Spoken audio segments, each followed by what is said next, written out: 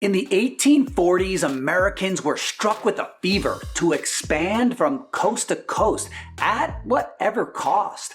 And when President Polk came into office, he ignited a war to ensure that America achieved its manifest destiny to stretch all the way to the Pacific Ocean. But what led President Polk and so many Americans to push for a war and expansion? Well, that's the treasure we're out to discover. I'm Dan Luer, and this is History for Little Humans.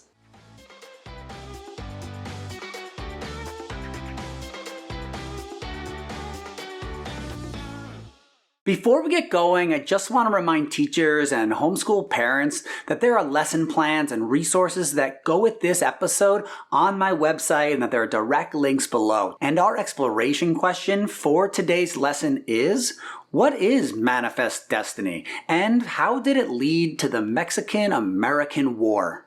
And with that in mind, let's go explore. American history since its colonial days has been in many ways a continual push westward. And in the 1800s, America expanded beyond their wildest dreams with the Louisiana Purchase, acquiring Florida, removing Indian tribes to take more of their land, but still, Americans' appetite for land was growing. In the 1840s, many Americans became determined to expand the country from coast to coast, from sea to shining sea. And not only were they hoping for new rich lands and resources, they also hoped to spread American ideals into those lands. Liberty, Protestant Christianity, and Republican government. These twin desires were wrapped up into what was called manifest destiny. It argued that Americans had a God-given right to expand across the continent, spreading their superior values as they saw them. This painting, called American Progress, captures this belief perfectly. And being a manifest destiny meant that nothing could stop it, and a new president came into office determined to secure that destiny. In the election of 1844, a relatively unknown Democratic politician, a dark horse, named James K Polk was elected president. He had two major goals to achieve: to settle the Oregon Territory and to get California. Ever since the 1830s, a steady stream of pioneers made the harrowing journey to the lush fields of Oregon. Being American, optimistic go-getters, they often believed it would look like this. Though it more often looked like this. And just like that, bam, you died of dysentery. Teachers, tell them what I'm talking about. Polk and expansionists rallied behind the slogan 54-40 or fight, referring to fighting for all of the lands of the Oregon Territory up to the 54th parallel. But after negotiating with Britain, they compromised at the 49th parallel, where the border remains today. With the Oregon Territory now settled, Polk looked south. From the last episode, you should remember that Texas broke off from Mexico, but it wasn't annexed by America due to the issue of slavery. But after Polk's election, America in 1845 welcomed in the Lone Star Republic. However, Polk wanted much more. He sent down a representative to purchase California, but Mexico would not even consider the insulting offer. With peaceful means now exhausted, Polk looked to provoke a war. In Texas, there was a dispute regarding the southern border. It was previously accepted that the Nueces River was the boundary, but now Texans were claiming that the Rio Grande was the border. And this would have greatly expanded the size of Texas. Into this disputed territory, Polk sent General Zachary Taylor to march towards the Rio Grande.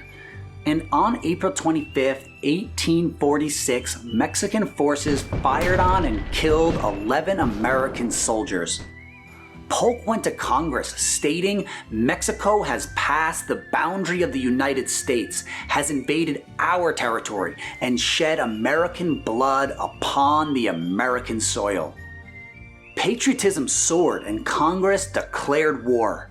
However, skeptical Whig politicians and several Northerners questioned Polk's claims and worried that this war was really just designed to steal territory to expand slavery. One politician from Illinois named Abraham Lincoln routinely criticized the war and demanded to know the exact spot where American blood was shed. But as Congress debated and argued, American forces were already securing victories across Mexico. In the first conflict fought primarily on foreign soil, American forces performed brilliantly. From the Rio Grande, General Taylor led his men to victory after victory. And reduced to just 5,000 weary men, they still forced 20,000 Mexicans under Santa Anna's command into a retreat during the Battle of Buena Vista. And through the New Mexican territory, American forces encountered little, if any, resistance. And in California, American settlers rebelled and declared independence as the Bear Flag Republic. But once American forces arrived, the bear flag came down and up went the Stars and Stripes.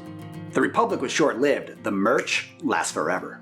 Then General Winfield Scott took the war right into the heart of the Mexican capital. Landing at Veracruz and seizing the city, he slugged his way onto the Mexican capital and fought in a legendary battle just outside of Mexico City. And that brings us to our quiz flash from the past.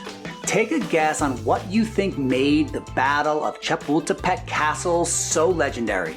That a few Mexican boys defended the grounds alone? That Americans could not breach the castle walls? It led to Mexico's surrender? Or that there were no casualties on either side?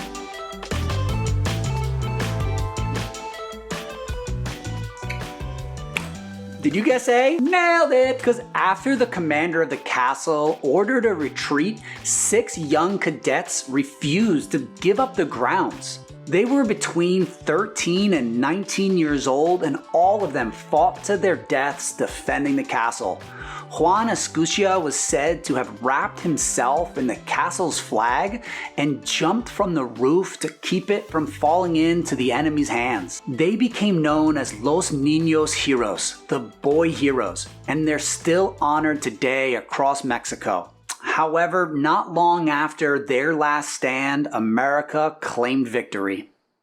After 2 years, the war was over and settled in 1848 with the Treaty of Guadalupe Hidalgo. The treaty granted America control of nearly half of Mexico, from Texas all the way to California. America paid Mexico $15 million in exchange. The war and the treaty had thus fulfilled America's manifest destiny. And though it might have seemed like a blessing to gain such rich lands, it led to fierce debates over the issue of slavery that would culminate in the Civil War. But remember that history is the light that guides us forward. So thanks for learning some today. This has been History for Little Humans. Hey, thank you so much for watching. I really do appreciate it. And if you could just take a second to click the thumb that looks like this, it's like free charity. And if you want to get updates when we drop new episodes, hit that subscribe button as well. I'll catch you next time.